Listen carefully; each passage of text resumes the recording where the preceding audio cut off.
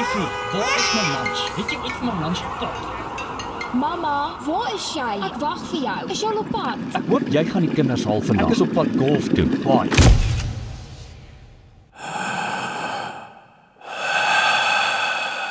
Ja, wat 'n heerlike diep asem is dit nie. Ek hoop jy is rustig, ek hoop jy is baie ontspanne.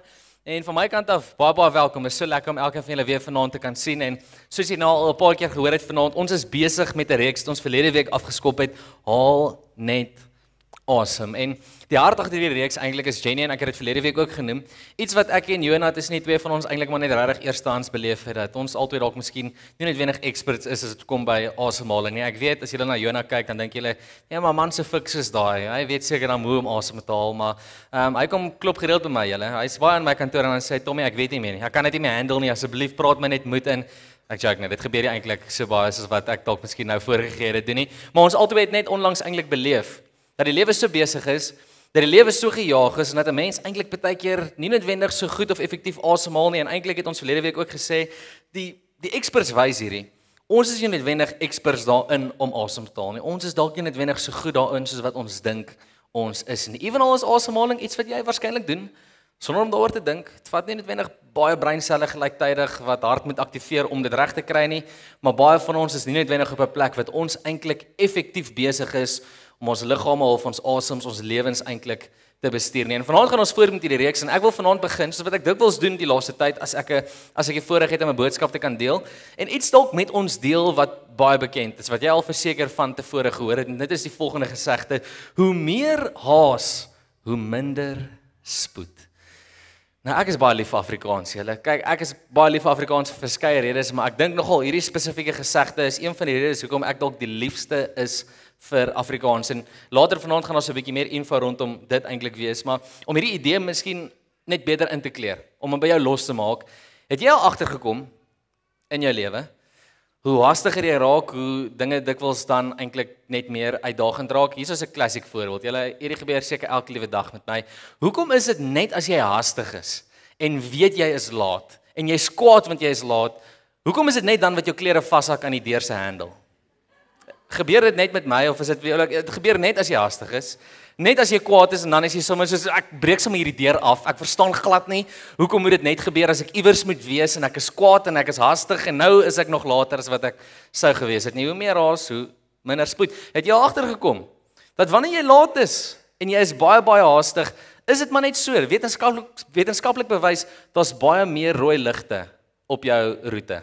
Jy tref net elke rooi lig by die robot. Kyk, dis asof 'n groen lig nie bestaan wanneer jy haastig is nie. As jy haastig is elke liewe lig rooi en partykeer as jy so haastig, dan is daar 'n paar blou ligte agter jou ook, né? En dan sit ook soos, hoekom nou? Hoekom nou? Julle, come on. Ek is nie altyd haastig nie, maar nou dat ek haastig is, hoekom wil jy nou hê wees? Of dalk miskien ook natuurlik katkesante, niks klip aan julle kant toe gooi hier nou nie. Hoekom is dit net wanneer 'n mens haastig is wat jy agter 'n learner vassit? Het jy al besef eintlik hoe ons dink ons is geduldig tot jy by 'n stopstraat agter 'n kar met 'n rooi L en dan sê van, 5 kyke. Ja, dis besef jy, dit gebeur net as jy haastig is. Hoe meer haas, hoe minder spoed, hoe haastiger ons is, hoe vinniger ons iewers wil kom, hoe kwaader ons baie keer is omdat ons dit graag wil bereik of daar wil uitkom, hoe stadiger kom ons eintlik net daar uit. En daar's 'n baie interessante konsep in die lewe, 'n konsep wat half amper die teendeel by ons probeer losmaak. En die konsep word beskryf as iets min of meer die volgende: gaan stadig om vinnig te gaan. In Engels is hierdie woorde baie bekend: go slow to go fast. En hier is die idee wat gedeel word in verskeie dissiplines in die lewe, wanneer dit kom by leierskap, wanneer dit kom by gewoontes in jou lewe inbou, wanneer dit kom by enigiets wat jy wil aanpak eintlik, is die beste advies wat mense dikwels gee, maar go slow to go fast. En waar ek hierdie woorde geleer het, of waar ek hierdie woorde vir die eerste keer gehoor het en direk begin toepas het in my lewe is, ek het deur 'n donker tyd gegaan so tydjie terug julle en ek gaan regtig sommer van die staanspoor af vanaand nogal rou en eerlik wees. Ek het deur so 'n verskriklike ding gegaan dat ek die maalste ding gedoen het wat ek moontlik ooit kon dink om te doen. Ek het besluit ek wil gaan draf. Ek besluit om al wat jy kan doen om nou te ontsnap uit al die realiteite uit is jy moet gaan hardloop. Gaan hardloop weg vir al jou probleme. Jy moet vinnig hardloop want daar's baie. Jy moet sorg dat jy gaan hardloop. So ek's baie dankbaar dat julle met my kan net deel eintlik in daai donker oomblik in my lewe op hierdie stadium. En hierdie idee wat ek gehad het om te gaan hardloop was nie net iets wat sommer so losweg net ontstaan het nie. Ek het al van tevore in my lewe simpel drome gehad, julle, simpel planne. Iets soos ek wil nog altyd graag 'n 5 km onder 'n halfuur gedoen het. Stupid, né? Hoekom sal 'n mens dit wil doen? Want ek het mos 'n kar.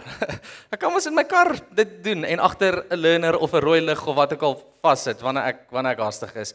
Maar julle so 'n bietjie meer as 'n jaar of wat terug het hierdie ding net oor my pad gekom. Ek kry hierdie bevlieging, ek wil gaan hardloop sonder enige oefening, sonder enige voorbereiding, sonder enigiets en ek besluit net Tommy, maak nie saak nie, mind over matter. Jy het al 'n video van David Goggins gesien iewers op Instagram. Kom aan, wees hard, gaan doen dit net, hardloop, jy het hierdie. En ek trek hier 'n oggend weg met hierdie plan. Ek gaan hardloop 'n 5 km en ek doen dit onder 'n halfuur. Ek het dit nie reg gekry nie. Was baie naby gewees. Julle as jy span dalk gevindig, ek het die screenshot, dis 'n bewys daarvan om met julle te deel. So 'n bietjie meer as 'n jaar terug, 23 November, 6:30 een oggend, gaan slat ek daar weg met 'n 5 km en ek doen dit so in 33 minute. Dis close gewees. Ek was nogal trots op daai. Onthou julle geen oefening nie. Ek het myself glad nie geprep op hierdie nie. Ek het net besluit ek trek weg en ek gaan so vinnig as moontlik hardloop en ek gaan nie op hardloop nie. Hier gaan ek. En wat interessant is, nie noodwendig die roete wat ek gehardloop of die tyd of die wat ook al nie. Wat interessant is, as jy span die volgende een vir ons sal opsit, die statistieke van hierdie gehardloop. So ek wil graag julle aandag rig tot hier aan die onderkant. Average heart rate vir hierdie 33 minute 199 beats per minute. Ja, dit was goed geweest dink ek. Hy het gepiek op sy 210. So ja, kyk ek wil net sê dis nie die vinnigste wat al ooit was nie. Ek het nadat sy een of twee keer nog stupid gemotiveerd geweest. Ek het hom al op sy 215 gekry. Jonathan het gesê dis my Samsung Watch wat nie werk nie. Ek het toe sy Garmin opgesit. Ons het geruil op 'n stadium en ek het saam met hom net so 2 kilo gaan hardloop en terwyl my Samsung Watch op sy arm gewys het 140, was sy Garmin op my watch ook sy 215. Ek het nogal die vermoë om 'n vinnige hardloop te kan kry. Ek weet nie, ek is nie 'n expert nie, maar ek dink nogal dis pretty good om vir 33 minute daai 200 hardryte te kan handhaaf. Jy weet, dis nogal mind over matter, hè. Ek moes net gesê ek is nie fiks nie. Ek het hierdie nie, ek gaan net hardloop. Kom ons go net en kom ons kyk wat gaan gebeur. So, julle dit behoort as geen verrassing vir julle te kom nie dat na daai run was ek dood gewees. Na daaraan het ek nogal, ek weet nie of hierdie reeks dalk miskien gebore is uit daai trauma van 'n tyd terug uit nie, soos ek kon nie asemhaal nie. Ek weet nie waar my volgende asem vandaan gekom het nie. Dit was net gone. Ek het nie die vermoë gehad om te kan asemhaal na dit nie. Ek het net gevoel of my einde daarso is. So hier is nou 'n bewys. As jy al ooit gewonder het, maak ek foute? Julle, ek maak ook foute. Daar's die bewyse daarvan. Een van hulle ook, ek moet dit eintlik graag regstel so aan die begin van vanaand selfs ook. Nico was baie bekommerd geweest verlede week. Ek het myself baie sleg uitgedruk toe ek gesê het 22,000 asemhalings in 'n lewe. Dis 22 asemhalings gemiddeld per dag. Ek het al 22,000 gebruik in 33 minute. So jare wat terug. So ek deel nog steeds met die trauma eintlik daarvan. Maar daar's 'n teksgedeelte wat ek verlede week ook na verwys het. So na die einde van die boodskap toe en wat regtig na in my en Christina se hart is en ek dink deel van dit kom uit 'n gejaagde lewe waar ons baie keer so besig is, so vinnig is en soveel dinge wil bereik, ons mis dalk moontlik die waarde in dit. En is in Psalm 46 vers 11, hierdie gedeelte wat net die volgende sê: "Wees stil en weet ek is God." Nou julle, nadat ek vir 33 minute gaan hardloop het teen 200 beats per minute, was ek stil, maar ek het nie geweet wie ek is nie. Ek het nie geweet wie enigiemand is nie. Ek het dalk miskien gedink ek sien my ouerlede ouma iewers te naby, maar dit was waarskynlik net my brein wat triks op my gespeel het. En toe is ek noodgedwonge eintlik gevat na hierdie teksgedeelte toe en ek gaan soek hom in ander vertalings net dat ek kan hoor die Here moet asseblief met my praat. En ek het baie goeie nuus gekry in die woord van die Here in die 53 vertaling, die oorspronklike vertaling in Afrikaans, sê daai gedeelte: "Laat staan en weet dat ek God is." En ek het gevoel toe ek dit lees, die Here praat met my: "Tommy, hou op hardloop. Laat staan. Staan stil, moenie jouself weer deur so iets sit nie. Dis simpel, dis stupid. Jy hoef nie dit te doen nie. Dis nie 'n goeie idee nie. Laat staan. Wees stil en weet dat ek God is." Nou julle, hierdie woorde is baie bekend. Ons het dit al hoeveel keer van tevore gehoor, maar tog is hierdie nie altyd maklik vir ons om toe te pas nie. Ons leef ons lewens so haastig, ons leef ons lewens so besig. Dis altyd die volgende ding, dan is dit die een wat daarop volg en weer eens, ons sien hier in ons lewens raak, hoe meer haas, hoe minder spoed. Hoe meer ons probeer om alles te hanteer, hoe meer ons probeer om by alles uit te kom, hoe minder en minder kry ons hierdie reg. En ek wil vanaand eintlik so 'n bietjie induik op hierdie gedagte. Hoekom is ons altyd gejaagd? Hoekom is ons altyd so gejaagd? As jy kyk in die lewe waarin ons lewe in 'n wêreld wat haastigheid of gejaagdheid eintlik celebrate. Nee, dis wat die wêreld celebrate. Alles gaan oor om vinniger moet gebeur. Ons moet nog kry en dit moet nou gebeur. Dis amper half asof jy weet daai vraag van mense vra, wat wil jy hê? Dan kan ons net antwoord nog. Ek soek nog. Wanneer wil jy dit hê? Nou. Wat wil jy hê? Nog. Wanneer? Nou. Ek wil nog hê. Dit moet nou gebeur. Dit moes intendeel al gister gebeur het. Vinniger. Alles is so gejaag. Dink maar net aan die branding van al ons gunsteling plekke of ons gunsteling apps wat ons gebruik om nou eintlik ons leiheid te bewys. Checker 6060. Skwaai, né? Jy's nogal kwaai as hulle nie binne 60 minutes daar is nie. Soos, sjoe, false advertising. Dit moes hier gewees het binne 'n uur. En dan wat doen hulle opponente eintlik of die oppositie? Pick n Pay ASAP. As soon as possible. Kyk, ons gaan daar wees vinnig. Even Woolies Dash. Kyk, dis vinnig. Dis net quick. Dit moet gebeur vinniger. Ons lewe in 'n wêreld waar alles net vinniger moet gebeur. Ons is die heeltyd gejaagd. Elke ry waarin jy wag, as jy gereeld in rye moet staan, dan besef jy, dis nie lekker om in 'n ry te staan nie. Ek wil eerder vinniger kry wat ek wil hê. Dit moet vinniger gebeur. En dalk miskien sit jy hier en jy sê Tommy, "Joh, ek weet nie wat gaan met jou nie. Jy het dalk nog steeds nie daai hartrate afgekry van daai een hardloop wat jy gehad het nie." Ek is baie rustig. Ek is baie kalm. Ek is nie so ongeduldig soos wat jy is nie. Wanneer laas het jy gesukkel met stadige internet? Het jy al agtergekom hoe dit nogal, ek weet nie, dit kan sekerlik nie ek wees nie, maar dit kry 'n manier om die duiwel uit jou uit te kry, is dit nie? As jy net nou besig was met iets en alles is vinnig en nou volgende oomblik dan gaan daai dingetjie net so. Soos wat, hoe dan nou? Ons lewe in 2025, internet moet gou wees, dit moet vinnig wees, ons lewe konstant en hierdie wêreld bombardeer ons eintlik dat die volgende ding moet kom, die volgende ding moet gebeur en dit moet gouer as nou moet dit deel van ons lewe wees. Nou wat interessant is vir my, is soveel as wat ons hierdie raak sien in ons lewens nou, word hierdie leen al vir jare deur die wêreld verkoop. Dat jy die volgende ding nodig het, die volgende ding wat jy dalk moontlik gaan kry, dis die ding wat jou gaan gelukkig maak, so kry dit gou. Kry dit so gou as moontlik. Hoe gouer jy al hierdie dinge kan kry en deel van jou lewe maak, hoe gouer gaan jy geluk vind. Hoe gouer gaan dit beter gaan met jou. En hierdie is dalk 'n ding wat ons beleef al meer en meer in ons lewens, maar duisende jare gelede was dieselfde ding waar gewees. Het mense nog steeds hulle lewens op 'n soortgelyke manier geleef en die boek van Prediker praat nogal hieroor in die Ou Testament en die Prediker, boek van wysheid wat eintlik maar net praat oor rondom observasies in die lewe en klomp wysheid wat ons kan leer en wat te vind is en meeste teoloë stem saam of glo dat hierdie boek geskryf is deur Salomo relatief aan die einde van sy lewe. So hy was nie net wys gewees nie, hy was ryk gewees ook. Hy het alles gehad. As jy aan dit kan dink, jy weet, been there, done that, got a t-shirt. Salomo het elke boksie getik. Maar ons hierdie baie interessante gedeelte. Prediker 2 vanaf vers 1 wat die volgende sê. Ek het aan myself gedink, laat ek my oorgee aan plesier. Laat ek die lewe geniet. Maar ook dit het niks opgelewer nie. Van lag moes ek sê, dis sinloos. En van plesier, wat bring dit? Ek het gewonder wat sal gebeur as ek my aan wyn oorgee, maar tog nog op soek bly na wysheid. Interessant. Gaan myself oorgee aan plesier, maar hou vas aan wysheid. Ek moet net alles bymekaar kry, plesier, maar wysheid. Kom ons sit alles bymekaar. As ek soos 'n dwaas leef totdat ek vasgestel het wat die beste is waarmee mense om sy lewe lank in hierdie wêreld kan besig hou. Ek het groot ondernemings aangepak en hier kom hierdie lys van dinge wat hy noem. Ek het al hierdie dinge gedoen, alles nagejaag. Ek het vir my huise gebou en wingerde geplant. Ek het vir my tuine en parke aangelê en allerlei soorte vrugtebome daarin geplant. Ek het vir my damme gemaak om die lappe jong bome na te lei. Ek het slawe en slavinne aangeskaf en hulle het kinders gekry wat ook my slawe was. Ek het baie beeste en kleinvee gehad, meer as almal voor my in Jerusalem. Ek het vir my silwer en goud opgegaar wat ek gekry het van konings en provinsies. Ek het vir my sangers en sangeresse gewerf, talle mooi meisies met wie ek die lewe kon geniet. Geen wonder hy kon nie rus kry nie, want hoe kan jy rus kry as jy jouself wel besig hou daarmee? Hy gaan voort, hy sê, ek was magtiger en ryker as almal voor my in Jerusalem. My wysheid het my goed te pas gekom. Alles wat ek begeer het ek my veroorloof. Ek het my geen plesier ontsê nie. Alles waarmee ek my besig gehou het my plesier verskaf. Dit was my beloning vir al my inspanning. Alles wat ek gedoen het, alles wat ek nagejaag, dit het vir my plesier gegee, maar hier is die observasie wat hy maak na die einde van dit in vers 11. Maar toe ek goed nadink oor alles wat ek gedoen het en oor alles waarmee ek my met soveel sorg besig gehou het ek gesien dat alles niks was. 'n gejaag na wind. In hierdie wêreld bevredig niks nie.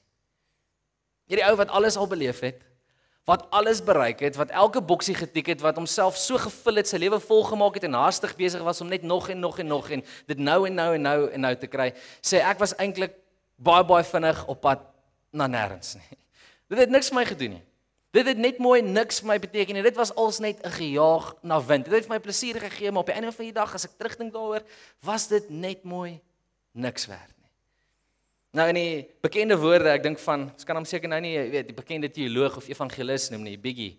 Ek dink more money, more problems, dalk hoor, dalk miskien 'n bekende gedagte daai. Ja, meer dinge, meer probleme. Ons beleef daai hoe vinniger jy leef en hoe meer en meer jy dinge najag, hoe meer vind 'n mens in die lewe, nê, dat alles wat ons najag, alles wat ons bereik, alles wat ons kry, al hierdie dinge, dit maak 'n mens se lewe nie voller nie, dit los 'n mens dikwels eintlik net meer en meer leeg.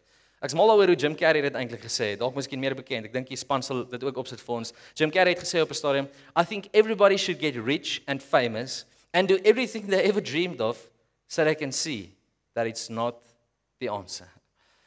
Ek almal moet hierdie doen. Gaan jaag dit na, gaan bereik sukses, gaan doen wat jy nog altyd gedink het jy wil doen en jy sal sien wanneer jy daar uitkom, dit was dalk nie noodwendig die antwoord gewees nie. Oor en oor word hierdie bewys. Maak nie saak waarna jy kyk of na wie jy luister nie, of dit nou iemand was in Hollywood wat dit alles al bereik het en 'n baie vinnige lewe geleef het, of selfs iemand so Salomo of die prediker in die skrif. Oor en oor sien ons eintlik hierdie gedagte dat dit maak nie saak hoeveel dinge jy in jou lewe inbou, hoe hastig jy is om nog dinge bymekaar te kry of jou lewe vol te maak met goed nie. Daai dinge maak 'n mens se lewe eintlik nie vol nie, dit laat 'n mens net eintlik meer leeg. En hier is die eenvoudige observasie wat ek hier oor maak. Dit klink dalk miskien so 'n bietjie kliseë, as ek dit sê vanaand, maar ek glo met alles in my, hier is die waarheid. Jou lewe kort nie meer goed nie, maar meer God. Dis eintlik waarna ons hastig op soek is en wat ons desperaat is om te wil kry. Ons wil ons lewens vul met al hierdie goed. Ons lewens kort nie meer goed nie, dit kort meer God. Ek dink is eintlik nie noodwendig dalk so kliseë nie. Miskien gee ek myself net te veel krediet, maar jy kan gerus daai gebruik vir jou Instagram caption. Moet jy nie eens krediet te gee nie, sit hom maar net op daarso. Ja, ek het hom gekry by die kerk. Jou lewe kry nie kort nie meer goed nie. Ons lewens kort meer van God. En wat ek dink die probleem is wat baie van ons beleef en weer eens wat die hart van hierdie reeks eintlik is dalk is daar baie van ons wat ons lewens leef en ons mis God se uitnodiging wat eintlik oop is vir enige van ons. Kom na my toe en kom vind wat jy nodig het by my. Ons mis God se uitnodiging op eenvoudige maniere in ons lewens, ons besige skedules, ons besige lewens, waar die uitnodiging is, soos wat hy dit sê in Matteus 11, of soos ons verlede week gelees het, in die boek van Jesaja ook net, maar kom na my toe. Kom na my toe en kom vind dit wat jy nodig het hier by my. En een van die dinge waar ek die meeste in my lewe persoonlik bekommerd is dat God dalk besig is om op 'n daaglikse basis my te roep met 'n uitnodiging, kom na my toe. Dat my lewe te vinnig is. Dat my lewe te besig is om die uitnodiging te aanvaar wat God besig is om op nuwe maniere vir my moontlik te maak. En dalk moontlik is dit iets waarmee jy kan vereenselwig. Dalk moontlik is jy op 'n soortgelyke plek in jou lewe wat jy eintlik op soek is na net 'n oomblik van stilte en asemhaling en eintlik net 'n plek van rus en dit voel vir jou onmoontlik om dit te kry. Want ons te veel goed wat moet gebeur en ons glo hierdie leuen dat as ek al hierdie goed wat ek moet doen net afgehandel kry, miskien dan sal ek uiteindelik uitkom by 'n plek van rus en asemhaling. Ek dink ons is baie keer so besig dat ons mis dat daar daagliks eintlik 'n uitnodiging is van God af om rus te kom vind by ons. En een van die beste voorbeelde dalk miskien om hierdie uit te wys is een van my gunsteling gedeeltes in die skrif in die evangelies. Ek het hierdie gedeelte al verskeie kere gebruik of oor dit gepraat of na dit verwys in die verlede. En dit vind plaas in Lukas 10 vanaf vers 38. En die konteks net gou vinnig voor ons daar inspring, is Jesus gaan kuier by vriende van hom. Twee sissies, die broer of die sissies van Lazarus, die vriend van Jesus wat hy uit die dood uit opgewek het in Johannes 11. Maar sy twee sissies, Maria en Martha, Jesus gaan kuier by hulle huis en dan vind hierdie volgende gedeelte speel dit af. Ons kan dit saam lees in Lukas 10 vanaf vers 38. Op hulle reis het Jesus in 'n dorp gekom waar 'n vrou Martha hom as gas ontvang het. Sy het 'n suster gehad, Maria, wat aan die voete van die Here gaan sit en na sy woorde geluister het. Maar Martha was baie bedrywig om alles klaar te maak. Sy kom toe daar staan en sê, Here, hinder dit U nie, dat my suster my alleen laat bedien nie. Sê sy moet my kom help. Maar die Here antwoord haar, Martha, Martha, jy is besorg en bekommerd oor baie dinge, maar net een ding is nodig. Maria het die beste deel gekies en dit sal nie van haar af weggeneem word nie. Nou ek vind so baie van myself van waarde net in hierdie gedeelte, net hierdie prentjie. Jesus kom kuier. En Maria en Martha, hulle weet Jesus is nogal spesiaal. Of hulle op hierdie stadium absoluut weet en oortuig is daarvan dat hy die Messias is, die een wat sou opstaan uit die dood uit. Dis onwaarskynlik, maar hulle glo hy is van God af en hulle glo hy is belangrik en hulle weet tot 'n mate dat ons het nodig om alles uit te haal. Ons moet seker maak wanneer hy is dat dit spesiaal is. Dis groot, dis nie sommer net enigiets. Dit is 'n groot voorreg. En Martha is so vasgevang in hierdie lewe, alles wat moet gebeur. Jesus kom kuier, ons moet die beste kussentjies uitsit, ons moet die kos aan die gang kry, alles moet perfek wees, alles moet reg wees. Sy mis dat Jesus teenwoordig is. Sy mis dat Jesus binne in haar huis is. En haar sussie Maria is okay, Martha, great, gaan, jy weet, maak jy hou en afhangende daarvan as ek jou help kos maak, jy gaan doen daai ding. Ek gaan nie so sit. Ek gaan net sit by Jesus se voete en luister nou hoe hy stories vertel. En Jesus antwoord aan Martha, toe sy sê, nee, maar hoekom is dit okay dat sy kan sit en ek's besig, ek jaag, ek moet al hierdie goed reg kry. Jesus sê vir Martha, jy is besig met die verkeerde dinge. Maria het ontdek wat werklik saak maak en dis om stil te raak, om stil te wees en net asem te skep in my teenwoordigheid. En die observasie wat ek hier uitmaak, dalk miskien weer eens baie bekend of die vraag wat ek dalk vir jou moet vra is, wat is die rede hoekom jy agtervoel in jou lewe, as jy agtervoel? En wanneer ek sê agtervoel, ek bedoel nie uitkom by alles wat jy moet uitkom nie. Daar's net altyd nog iets. Wat is die rede hoekom jy agtervoel? Nie is omdat jy te stadig leef nie, maar dalk moontlik omdat jy te vinnig leef. Wat is die rede hoekom ons nie uitkom by al die dinge wat werklik saak maak nie, is omdat ons eintlik meer tyd spandeer aan dinge wat nie noodwendig baie saak maak nie. En Jesus sê, hier is my uitnodiging, gaan stadiger, raak rustiger, wees stiller en ken my. Ken my in dit wat jy doen. Dis wat die uitnodiging eintlik is. Lewe is so gejaag en so besig en dikwels kry ons dit nie reg om net eintlik 'n oomblik te skep, om stadiger te leef, om asem te haal en uit te kom by dit wat eintlik saak maak. So wat ek gedink het om te doen vanaand, baie prakties, baie eenvoudig. Ek gaan nie lank hieroor uitbrei nie, maar net baie vinnig eintlik net noem of net hier aan raak. Hoe kan ek stadig maar seker asemhaal? As ons dink aan Tommy wat nie baie slim was nie, so 'n paar jaar terug, gaan hardloop, spring weg, vol spoed en jy weet, kom terug half dood en wil tot vandag toe eintlik weer nie gaan draf nie want dit was 'n baie bad experience, baie negatief. Hoe kan 'n mens dit op 'n beter manier doen? Hoe kan 'n mens eerder stadig maar seker leef en stadig maar seker asemhaal? En die eerste een, weer eens baie eenvoudig, baie prakties, prioritiseer stil wees voor besig wees. Prioritiseer dit om stil te wees voordat jy besig is. En hoor my reg wanneer ek hierdie sê, ek gee nie hierso nou vir elkeen van ons hier 'n goeie verskoning om lui te wees, en as jou man of jou vrou vir jou sê, kom, hierdie moet gebeur, of as jou iemand sê, alles met jy, wag, Tommy het gesê, ek moet stil wees voor ek besig raak, so, kom ons vat net gou 'n oombliekie, ons vat gou so 2 dae lank 'n oombliekie, of kom ons vat so 'n week lank 'n oombliekie, en jy weet, volgende week is nog 'n week, want ons sê nie eers môre is nog 'n dag nie, volgende jaar is nog 'n jaar, is okay, sal daarby uitkom. Dis nie wat ek sê nie. Ek dink is goed om besig te wees, maar ons kan nooit so besig wees en ons die hart verloor eintlik van wat God ons roep, en dis net om stil te wees in sy teenwoordigheid, nie. En hier moet ek net 'n oomblik vat en dalk regtig teenoor julle te bely. Ek deel hierdie en ek praat hieroor vanaand, hopelik net dat ek dit self kan hoor, want hier is iets waarmee ek baie sukkel. My vrou sal verseker vir hierdie kan sê, die laaste paar dae of die laaste paar weke nadat dit loadshedding weer sy verskyning gemaak het, sodra ons hoor loadsheddings op pad, die ligte het nog eers afgegaan nie, julle, dan sê ek vir my vrou, okay, waartoe gaan ons nou? Kom ons, en dan sê wat bedoel, nee, kom, ek weet, ons moet net iewers heen ry. Ek kan nie by die huis sit as dit stil is nie. Dis die ergste, dis die einde. Ek het net nodig om net weg te kom en ek wil nie eers na iemand toe gaan nie, kom ons ry net op en af. En dan dink ons wanneer ons op en af ry, hoe lekker dit is dat ons kan op en af ry nie hoef op en af te hardloop nie. Dis is kom ons doen dit. Sukkel daarmee om stil te wees. Ek sukkel verskriklik baie hiermee en dalk moontlik sukkel jy ook hiermee. Kyk, ons sê mos baie keer oor stilte, silence is golden, maar wanneer sê ons dit? Wanneer iemand iets sê wat ons nie van hou nie of van wie ons nie hou nie. Nee, silence is golden. Totdat daar actually regtig stilte in 'n mens se lewe is, né? Dan sit eintlik vreemd. Sit nogal snaaks. Moontlik ook op tye soos hier by die kerk. Ons kan mos maar praat van iets soos awkward silence.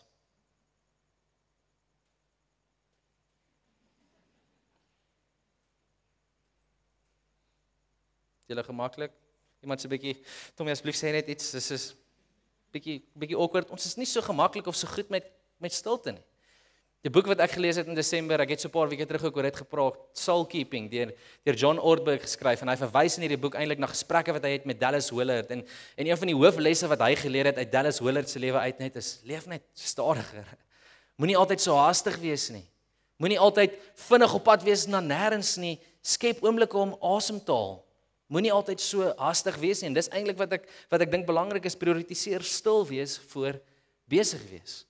Baie keer is ons besig met iets net for the sake of being busy en dit dra eintlik glad nie by nie en ons kan 'n oomblik vat om asem te haal en stil te wees. Die tweede ding, weer eens, baie prakties, baie eenvoudig, moenie sukses meet aan spoed nie. Nou, wanneer ons sê moenie sukses meet aan spoed nie, wat beter voorbeeld is daar in hierdie lewe dan die storie wat almal van ons waarskynlik mee groot geword het, skilpad in die haas. Ek dink nog steeds, kyk, daai is seker die beste manier. Hoe meer haas, hoe minder spoed, hoe meer skilpad, hoe meer wen of iets soos dit. Ek weet nie hoe mense eintlik daai storie met uitwys nie. Maar moenie sukses meet aan spoed nie. Want dis nie die ou wat eerste baie naby aan die wenstreep kom wat wen nie, maar eerder dalk die skilpad wat stadig maar seker, bietjie vir bietjie, baie stadig, maar eventueel seker actually uitkom by 'n plek van oorwinning. Die een wat actually daai wenstreep oorsteek. As ons dink aan bekende voorbeelde in hierdie lewe, ek weet nou nie hoeveel keer mense al daarna verwys het, die Thomas Edison wat ek weet nie, het voel vir my partykeer wanneer ek hoor mense daar praat asof dit Edison al hoe langer en langer gevat het om die gloeilamp te ontwerp. Ek dink toe ek die eerste keer gehoor het om lank gevat, toe was dit op sy 100ste keer en toe eventueel klink dit vir mense sê op die 500ste keer en miskien hoe langer ons oor hom praat, gaan mense eventueel sê hy het op die miljoenste keer eers die gloeilamp reg gekry. Maar dit het hom lank gevat. Hy het dit nie dadelik op die eerste dag reg gekry en dit het hom tyd gevat om dit te bereik. So tyd terug het ek ook die storie gehoor van Colonel Sanders en as jy nie weet wie Colonel Sanders is nie, is die ouetjie op die KFC bucket, die wat KFC begin het. Sy lewensverhaal is so ongelooflik. Hy's gebore in 1890. Dit is lank terug, baie lank terug. En hy het groot geword en sy lewe geleef eintlik met hierdie passie of hierdie droom om sukses te bereik en om aansien te hê en om geld te hê en hy het hierdie drome gehad rondom al hierdie dinge. En in 1940 op die ouderdom van 50 maak hy hierdie famous KFC recipe of wat ek wil, die secret recipe wat tot vandag een of ander staatsgeheim of wat ek wil is, op die ouderdom van 50. En hy's gereed om nou te begin geld maak. Hy gaan fried chicken verkoop dat dit by sy ore uitloop. Die een probleem is die jaar daarna, 1941, breek Wêreldoorlog 2 uit. En daar's 'n bietjie van 'n pause op al sy planne. Hy kan nie daar sukses bereik nie, hy moet so 'n bietjie langer wag. En jare later, eventueel ek dink terwyl hy in sy 60's is en al 'n mate van sukses bereik het, verkoop hy KFC aan twee baie ryk ouens en hy word self eers 'n miljonair in sy 70's.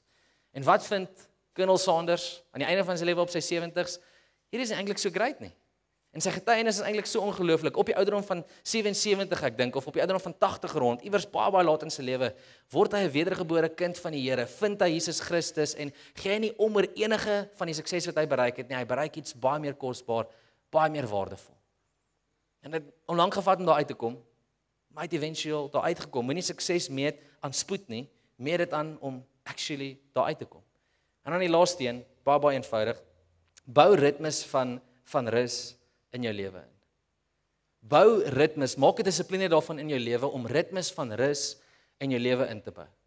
En hierdie behoort weer eens nie 'n vreemde konsep vir ons te wees nie. Een van die 10 gebooie, die 4de gebod sê spesifiek, maar jy moet die Sabbatdag heilig hou. En hier is iets wat mense baie keer verkeerd verstaan. En Jesus het selfs met mense hieroor ook gepraat in die evangelies wat hy gesê het. En dan onthou, mense is nie daar vir die onthalwe van die wet of vir die Sabbat nie. Nee, die Sabbat is juist daar vir die mens. Want jy as mens het nodig om so nou en dan rus te vind. Jy as mens het nodig om 'n dissipline of 'n ritme van rus in jou lewe te kan inbou.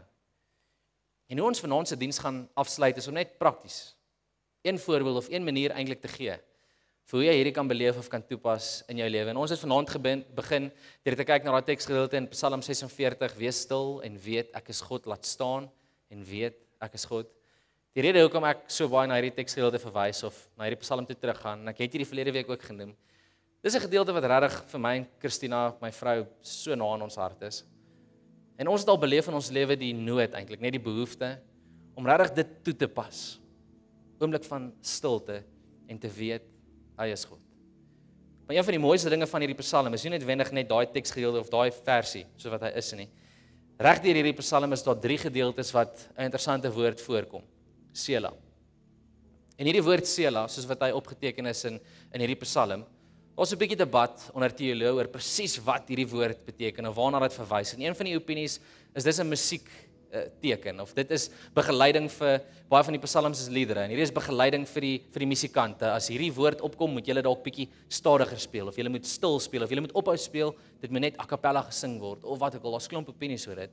Maar wat algemeen aanvaar word rondom hierdie woord Selah is dat dit eintlik verwys dat dit 'n geleentheid is om 'n mens te roep tot die volgende: stop, luister, haal asem.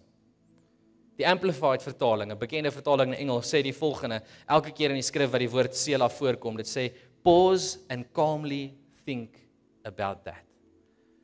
En hierdie woord Selah is nogal besonders eintlik en weer eens vir my en Christina nogal na in ons hart, soveel so dat die woord Selah is so 'n bietjie half inspirasie vir een van die name wat ons in 'n file wegbere, as ons dalk miskien eendag 'n dogtertjie sou kry, is Selah een van die inspirasies wat so 'n bietjie na dit kan verwys. En ek wil graag eintlik net vanaand so Psalm 46 vir ons lees. En wanneer ek hierdie lees, wil ek vir jou eintlik vra dat jy jou oë sal sluit. Dit gaan op die skerms wees, maar ek wil vra dat jy net jou oë sal sluit daar waar jy is. Dat jy sal stil raak, 'n stil oomblik sal beleef. En dan wanneer jy hierdie Psalm hoor, sien 'n bietjie raak hoe hierdie psalmskrywer skryf oor chaos wat gebeur in die lewe.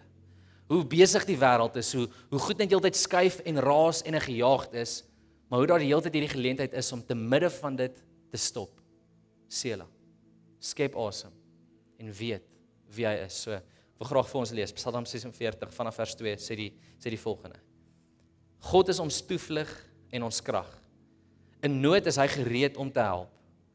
Daarom sal ons nie bang wees nie. Al bewe die aarde, al verskuif die berge diep in die see, al bruis en skuim die waters, al skiet die berge as die water styg. Selah. Die strome van die rivier bring vreugde in die Godstad, in die heilige woning van die Allerhoogste. God self woon daar, dit sal nie beweeg nie. As die dag breek, sal God kom help. Die nasies rumoer en koninkryke wankel, God praat en die aarde versmelt. Die Here, die Almagtige, is by ons. Ons skuilplek is die God van Jakob. Selah. Kom, aanskou die werke van die Here, wat verwoesting bring op die aarde en oorlog beëindig oor die hele aarde. Hy verbreek die boog en vernietig die spies. Die skilde verbrand hy met vuur. Wees stil en weet ek is God. Ek sal vereer word deur die nasies, verhewe wees oor die hele aarde. Die Here die Almagtige is by ons. Ons skuilplek is die God van Jakob. Selah. So vanaand wil ek vir jou hierdie geleentheid gee om eintlik net erns te doen met een groot ding. En ek wil eintlik, wanneer ek dit sê, jou so lank uitnooi ook na volgende week, want volgende week gaan ons spesifiek induik. Johanna gaan 'n boodskap deel met ons oor Sabbat of oor ritmes van rus. As jy nuuskierig is hieroor, as jy meer wil weet hoe jy hierdie kan toepas in jou lewe, asseblief moenie volgende week mis nie. Maar voor ons by volgende week uitkom, wil ek vanaand vir jou geleentheid gee, net daar waar jy in stilte sit, in rustigheid en vrede, hopelik. Dalk miskien net kan erns maak met hierdie vraag. Waar in jou lewe of in watter area van jou lewe vra God jou vanaand om stil te wees? Waar is jou lewe dalk miskien so haastig, so gejaag, so besig, dat jy hierdie mis? Dat jy mis om letterlik net te kan 'n Selah oomblik van stilte, van asemhaling, oomblik wat jy kan stil raak en luister en sy teenwoordigheid net kan beleef. Wat het jy nodig om dit in te bou in jou lewe in? En daar wil jy dalk miskien sê, ek is onseker, Tommy, my lewe is, dit is so besig, ek kan nie eens identifiseer, of ek kan nie eens weet waar dit is nie. Ek wil jou uitdaag dat jy hierdie week sal gaan, net hierdie eenvoudige dissipline, al moet jy elke liewe dag gaan, elke liewe dag hierdie week in Psalm 46 net gaan lees, en elke keer wat jy daai woord sien, net vir jouself herinner, stop, haal asem. Ek leef nie haastig nie, ek leef stadig, maar seker. Ek leef om asem te haal, om God se asem te beleef en om regtig hom te ken met alles wat ek doen. Gaan toets dit. Gaan probeer dit. En as jy regtig kan baat hierby, asseblief weer eens, moet dan die volgende week mis wanneer ons spesifiek gaan induik op dit. En so 'n bietjie prakties gaan praat, hoe lyk dit om dissiplines van rus of 'n ritme van rus in jou lewe in te bou nie. Maar kom ons sluit ook net so dan vanaand se diens saam af. Kom ons sluit ons so en dan vra ons vir die Here om ons te begelei in 'n oomblik van stilte en so ek hierdie week, waar ook al ons mag gaan. Hemelse Vader, so baie dankie vir net 'n stil oomblik. Here, dis vir ons dikwels moeilik. Dikwels moeilik om net stil te raak. Of dalk gekonfronteer te word met ons gedagtes. Gekonfronteer te word met ons probleme, met ons moeilikhede. Here, maar dankie dat dit nie veronderstel is om awkward of vreemd of snaaks te wees, om net stil te wees in die teenwoordigheid. Dankie Here dat dit vir ons 'n plek van krag kan wees. 'n Plek van genesing kan wees, 'n plek kan wees waar ons perspektief kry, nuwe moed kry. En Here, vir die van ons wat dit nodig het, en Here, ons weet reg rondom ons is daar soveel van ons wat hierdie nodig het. Wat die lewe so besig is en so gejaag is en ons kom net nie uit daarby om oomblikke van stilte in te bou nie. Here, ek bid dat dit sal verander. Dat ons nooit ons lewens so haastig sal leef met hierdie vrees dat ons agter gaan raak nie, en mag ons raak sien, Here, om stadiger te leef en U te ken in dit wat ons doen. Dis eintlik die geheim, Here, om verder te kom, om meer te bereik. Here, dankie dat U 'n oop uitnodiging vir elke liewe een van ons het, daagliks. En Here, jammer dat ons dikwels te besig is om dit na te kom. Maar mag ons kies om dit nie meer so te doen, Here, en mag ons kies om daagliks, selfs meer as een keer op 'n dag, Here, wanneer ook al ons dit nodig het, stil te raak en bewus te raak van U teenwoordigheid. Dankie Here vir elke liewe asem wat U vir ons gee. Dankie vir U teenwoordigheid in hierdie oomblik nou, maar dankie ook dat U ons vooruit gaan en met ons gaan hierdie week, wat ook al gaan gebeur, wat ook al ons mee besig raak. Here, dankie dat ons weet waar ook al ons gaan en wat ook al ons tref, Here, ons weet ons gaan U vind daar waar dit ons tref. Wees so met elkeen van ons, Here. In Jesus naam vra ons dit. Amen. En amen. Ek wil jou uitnooi, as jy dalk miskien vanaand die behoefte het om saam met iemand te bid, is jy welkom om net agter te bly. Net daar waar jy is, sommer net daar op die stoel te sit, en ons sal graag by jou wil 'n draai maak en saam met jou bid. Andersins, hopelik kan jy lekker saam met ons 'n koppie koffie of tee of ietsie kry en saam met ons kuier. As jy moet ry asseblief veilig, maak seker jy kom volgende Sondag terug. Sien uit daarna om julle te sien. Mag dit geseënd wees. Totsiens.